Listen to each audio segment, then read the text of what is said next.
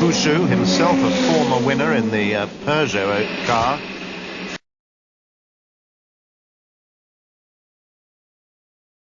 Years back, Bouchou leaves the pits.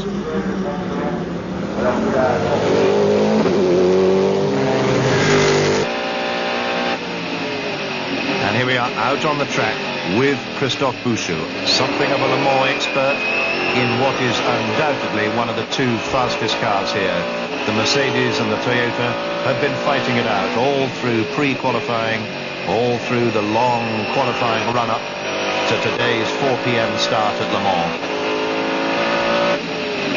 Bouchou down to Terre Rouge, clip the inside curve. It's a double apex here over a long period, and then out onto the Mulsanne straight, which, as you can see, is not as straight as all that. Now he's got a long run down to the first chicane, which is the right-hand chicane.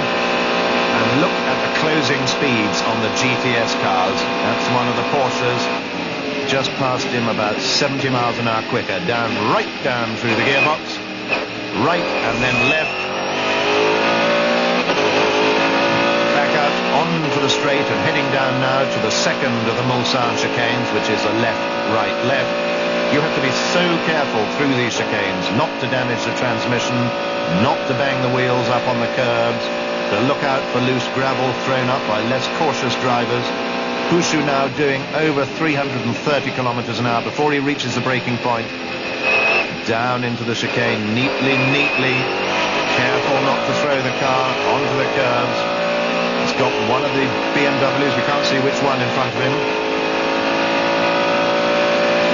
Yes, that's last year's model, entered now by the Japanese Go team that we saw spinning on the first lap. And over the crest. And down to the famous Mulsanne corner. Very slow through here. An accelerating way now. Up towards Indianapolis. And it was along here. Bouchou must think about this. It was along here in qualifying on Friday that Mark Webber, the Australian, had a terrifying flight when the aerodynamics on the Mercedes all went wrong and the car took off over a crest and literally flew through the air. Mercedes say they fixed that problem with a lot of extra aerodynamics on the front. Webber's car did it again on Saturday morning warm-up, and that's what really led to that car being withdrawn. So only two Mercedes started, this car and the Schneider car. Anyway, safely through Indianapolis and Arnage, and pounding on now down the back section of the course, which eventually leads into the fast sweepers at the Porsche chicane.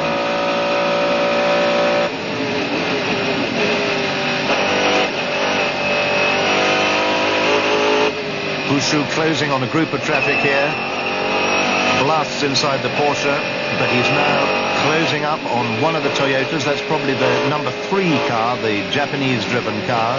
Not quite as quick as Boutsen in number 1 and in number 2 and Brundle in number 1. Very crowded through here now. Everyone's got to find a way past. One of the Vipers disposed of by both these front-running cars. Bouchou up very close behind the Toyota.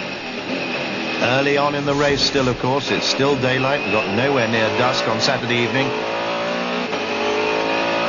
And Katayama very sensibly lets him by.